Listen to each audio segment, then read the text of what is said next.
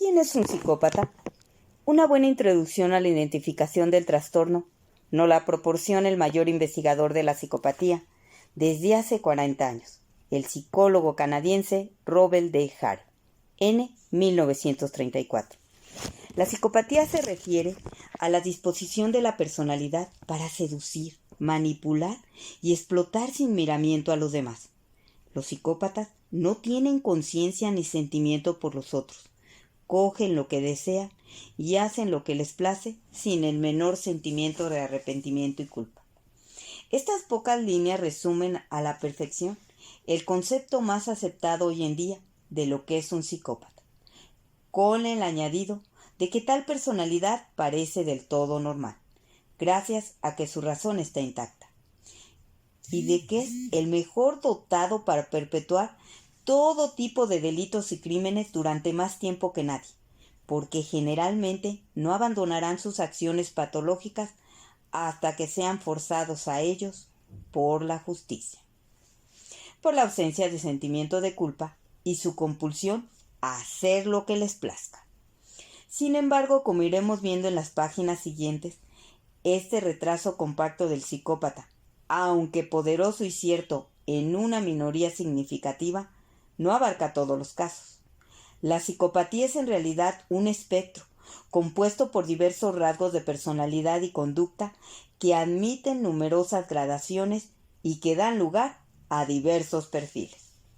Por ejemplo, cuando mi colega Marian Martínez y yo entrevistamos en Barcelona a Ismael Martín, un asesino en serie de 57 años responsable de haber matado a su primera pareja, luego a sus hijos y tiempo después a la segunda mujer que tuvo el infortunio de unirse a él, encontramos que la capacidad de ser encantador y seductor brillaba por su ausencia.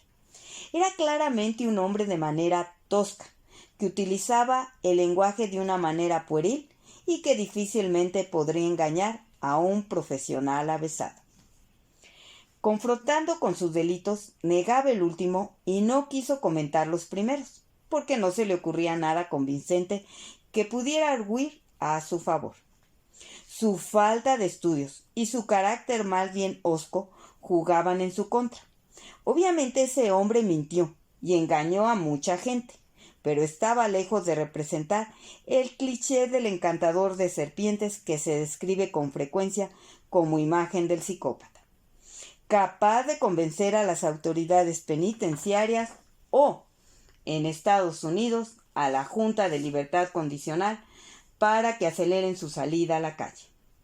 Aunque le quedaban todavía varios años de condena, no se esforzó en intentarnos convencer de que era un buen candidato para obtener beneficios penitenciarios, seguramente porque sabía que no sería capaz de lograrlo.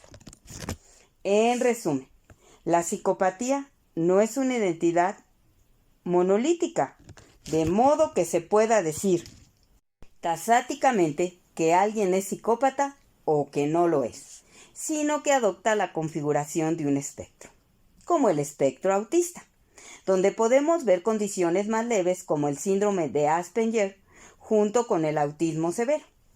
Por ello se compone de muchas dimensiones de personalidad que, aunque están relacionadas, son diferentes entre sí, lo que permita que existan diferentes manifestaciones o configuraciones o perfiles de la psicopatía que varían en la gravedad de sus comportamientos y de sus efectos, tanto sobre los mismos psicópatas como para la sociedad. Sin embargo, esto no es óbice para utilizar un criterio cuantitativo que nos permita separar a los sujetos en diversas categorías, como por ejemplo, baja, media o alta psicopatía, aunque sean puntos de corte hasta ciertos puntos convencionales. No es un proceder extraño en el ámbito de la medicina. Pensemos en los valores de discapacidad que se asocian a determinadas patologías que puedan presentar una persona. Así, por ejemplo, aunque podemos hablar de la ceguera, hay diversos grados de ella, y algunos sujetos pueden ver sombras, otros algunos objetos en ciertas condiciones y otros ser ciegos a determinados colores. Por eso es posible utilizar el adjetivo de psicópata aplicado a alguien que obtenga valores muy altos en la mayoría de los rasgos que define esta condición. E igualmente es posible que dos sujetos con una puntuación elevada tengan perfiles diferentes en función de la configuración, rasgos de la psicopatía que presenten.